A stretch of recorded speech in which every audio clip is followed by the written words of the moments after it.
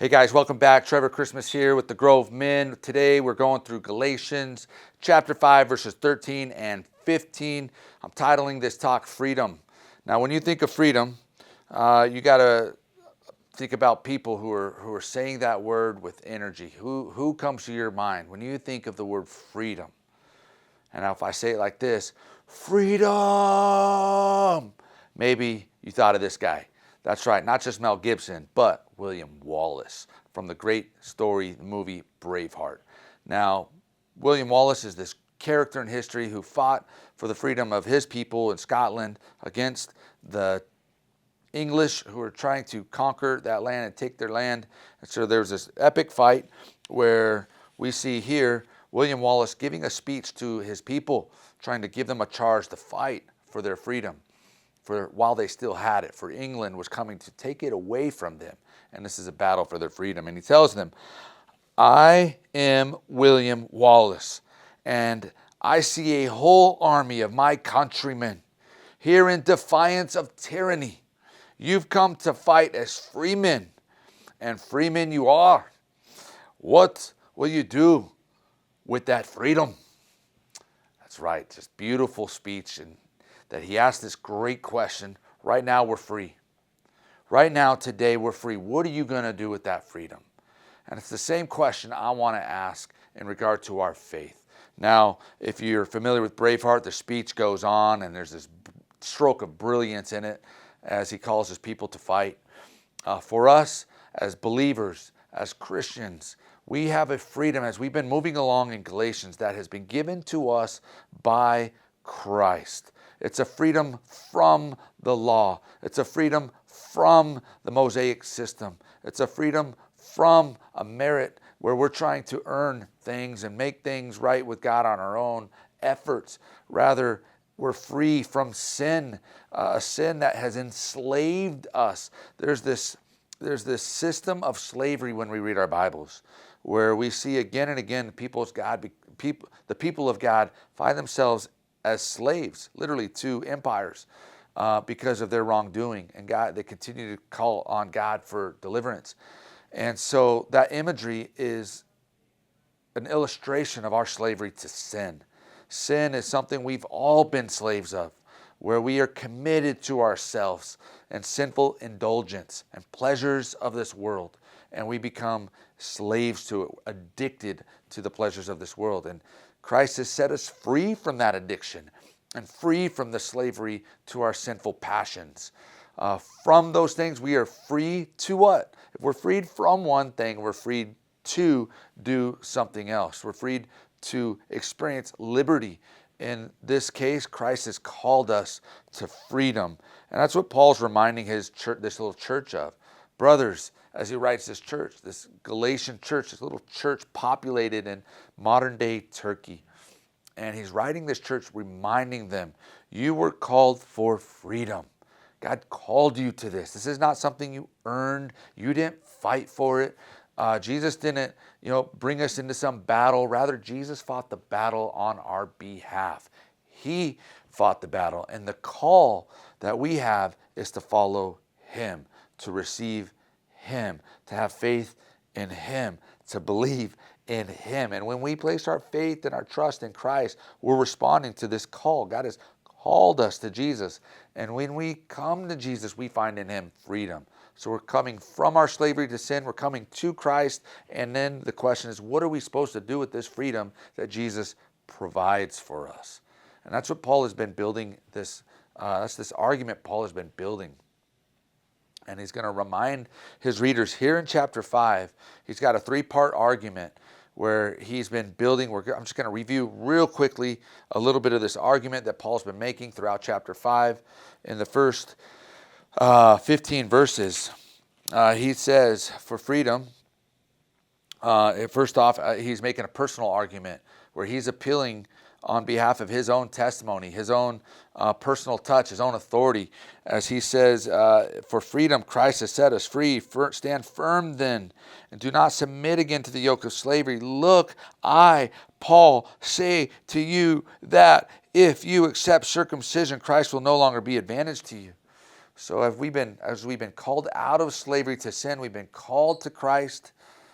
If we go back into this way of circumcision, what we're saying is we don't need Christ. We're taking our eyes off Christ, and we're putting it on law and this system again. And Paul's saying, I'm not preaching circumcision to you. I never am preaching that to you. I've never preached it to you. I'm preaching Christ. You got to keep your eyes on Christ. So he appeals to his personal authority here, and then he's going to get a little passionate as the argument shifts a little bit in verse 7, as he is trying to persuade. Verse 8, this persuasion is not from him who calls you. He's recognizing there's a contrast from his message to the people who were there. There's agitators there in Galatia who are trying to take them back into slavery of law and sin. And of these agitators, of these contrasting teachers, he's saying, man, I wish those who unsettle you would emasculate themselves. If they're so fired up about circumcision, man, why don't they not just cut their a portion off, the foreskin off? Man, cut the whole thing off. Let's show us how spiritual you are. Show us how important it is to slice that part of your body. Man, just cut the whole thing. You'll be super spiritual if you do it that way. And so Paul's getting a little passionate in his argument as he leans in. And then he's going to turn to another art of persuasion, and he's going to point out specifically the application of this argument in regard to paradox. You see, we have been rescued from slavery to fulfill our ultimate destiny with God, which is to serve him. Not live in this slavery to a system, but live as slaves to him and his will and his mission. To live as slaves to his love, because we're just so caught up with him. We've been purchased by it, that we're owned by it, that we're caught up in him. And so the paradox is that we think in our sin we have freedom, but the reality is, no, that is wrong. While we're in our sin, while we're slaves to the law, we don't have freedom. We're trapped, we're in chains. But rather, as we come to slavery in Christ, that is where we find true freedom. Freedom for what? Well, let's take a look. For those who are called to freedom, brothers, only do not use your freedom as an opportunity for the flesh, but rather for love, through love, serving one another. So again, he's saying, brothers, as you've been rescued, as you've come out from this bondage of slavery to sin and the sacrificial systems and religious system, as you come to Christ, you now have freedom. Don't use that freedom to go sin and worldly pleasures. Rather, use that freedom for something else. Let's take a deeper look. How are we supposed to use our Christian freedom? What are we free for? What has God freed us to do? Well, let's zoom in.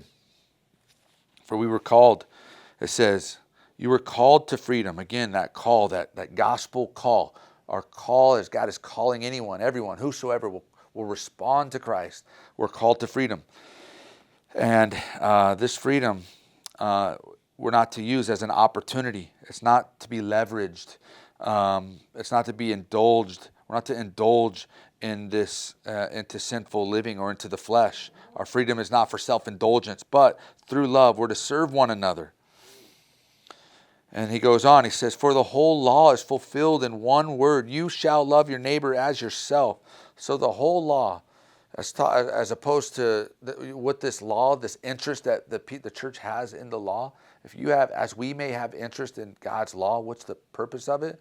Well, what he's saying is this whole law, if you want to live by the law, could be summed up in one word. In fact, let's go all the way to Leviticus and look at the initial distribution or communication or presentation of the law. He said, "You shall." It comes in this context in verse 19, chapter 19, verse 18 of Leviticus. You shall not take vengeance or bear a grudge against the sons of your own people, but you shall love your neighbor as yourself, for I am the Lord. So the whole point of the law, the purpose of the law, is to help us love one another. It's not about a religion or a system or a merit. It's about learning to love God.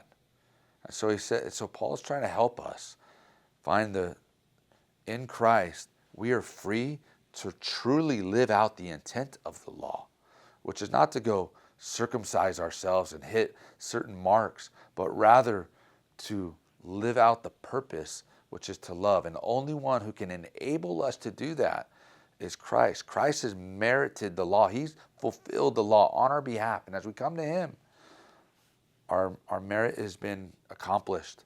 We are righteous in Christ. We are whole in Christ. We're pure in Christ. We're free in Christ to now live out the purpose that God has for us. So now we look at the law and we're able to fulfill it with the purpose of helping people, loving people, serving people, as opposed to hurting people. And so Paul ends with a warning here, verse 15. So in contrast to loving and serving others, if we bite and devour one another, watch out that you are not consumed by one another. The idea of biting has to do with literally like an animal that's scared or it's going to lash out and try to bite. That's the image that we have, is we're not to be like animalistic and going after each other like a dog-eat-dog world. Rather, we're to live a different way. The world is like that. I mean, Snoop Dogg had it right. It's a dog-eat-dog world. People are always barking at each other and biting each other, trying to devour one another, and ultimately to the point where we're consumed by this, trying to leverage and use each other to get status or get things. And that's not to be the case in the church. That's not Christian. That's not the Christian way. We don't use our freedom to do that. We're not cannibals trying to eat and devour one another. No, we build each other up. And so our Christian freedom, as far as what is it for, what do we do with it, is to be used to lovingly serve the good of others. That's what Paul's getting at. He's saying your freedom, the freedom that God has given to us, given to the church, given to you, our freedom is to be used, to be extended, to help people. God has freed us from the trap of being so selfish. God has freed us from the indulgence of sin, being addicted to ourselves and addicted to our pleasures, so that we could be free to serve the good of other people. That's what he wants from us. So this is not a religion about merit and badges. Christ has called us to follow for the sake of serving the welfare of people. And this is like leveling up. This is why it's referred to as a calling. It's a higher calling. This is God's calling on our life, that we would take seriously the mission to not live a life and use our freedom, and this is the paradox, to use our freedom to be self-indulgent, but rather to use our freedom to be slave to God's will. And as we use our freedom to be a slave to God's will and God's ways, that's where we find our ultimate pleasure and purpose, is by serving God, being his servant. And what does God want us to do? Well, serve the welfare of others. So think about it this way. I love the game of freeze tag. Growing up, it was one of my favorite games. Playing freeze tag, you're running around and you're being chased by the person who's it, and then you get tagged. What do you got to do? You got to stop, and you're frozen. Now, as you're frozen, you're stuck, you can't move. But someone else's freedom to run away, you're kind of like, hey, over here, and they see you, and when they use their freedom to run around, to come and touch, tag you, well, then you're free. It's like the ice is broken. You're free to run again. And they use their freedom to free you, and you get to use your freedom. You see a friend over here that's frozen, and you run over and you tag him, and he's now unfrozen. And that's part of the fun of the game, is using your freedom to running to unfree those who are frozen. And I think there's a little illustration there. As we're free in Christ, we're free to serve and love him, and we experience the joy of the Lord. And we're going to turn the page here and talk about the Spirit of God and walking in the Spirit of God and living out the fruit of the Spirit of God. This is part of the joy of the Lord in our lives. And as we experience God and his goodness and his love and the blessings that we talked about in Galatians so far, of forgiveness and belonging to him and his family, well, these are freedoms that we have. And as we see the people around us frozen and enslaved to this world and to religious systems and sin, man, we can come and tag them with the gospel and share the love of God with them. And as they take hold of it, we see them become free. and they get to be free, and they get to share the message of the love of God with other people. And that's the vision I believe God has for the church, that he's calling us to enjoy the freedom we have in Christ, to share with the hurting, watching world around us. There's people around us hurting, banged up, beat up, all over the place. And here's the thing. The law, as far as the law, check it out. It's not that we're done with it. The law is actually a tool. It's an instrument of how we can love people. In fact, the law shows us how we can care and love for people. Think about just the 10 Commandments in and of themselves. The law teaches us how to love God. We're to love and worship him alone, having no idols, honoring him, not using his name in vain. We're to honor our parents. This is how we can love our parents, by honoring them. We can honor people by not stealing from them, not taking things that belong to them as if they're ours, not murdering or slandering them. Jesus upgrades the whole idea. You've heard it said that you shall not murder. I tell you, you shall not speak with someone with hate about someone with hate in your heart. He tells us, you've heard it said, you shall not commit adultery. I'm telling you, don't look at another woman with lust in your heart. And so he's teaching us how to love people using the law. So the law is a tool in how we can love and care for people.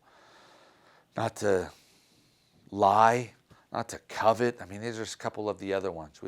When we lie to people, we're actually hating them. When we speak truth to them, we're loving them, even when the truth hurts. So truth and love always go together, as well as all these commands. These are simple ways of how we share God's love. So what do we use our freedom for? What's the point of God's freedom, or the freedom that we have? It's simply to be used to lovingly serve the good of others. And Paul's not alone on this. I love this, the way Peter puts it. Peter's another disciple of Jesus. And we studied Peter last year, and Peter wraps it up like this. He says, live as people who are free, not using your freedom as a cover-up for evil, but living as servants of God. Honor everyone, love the brotherhood, fear God, and honor, in this case, on their time, the emperor, which would have been their governing authority. So my friends, we need to be creative in how we can use our freedom for the sake of the kingdom. And one of the ways we could practically do that is to consider how we can lovingly serve the people around us. That's Galatians 5:13 through 15. May God bless you.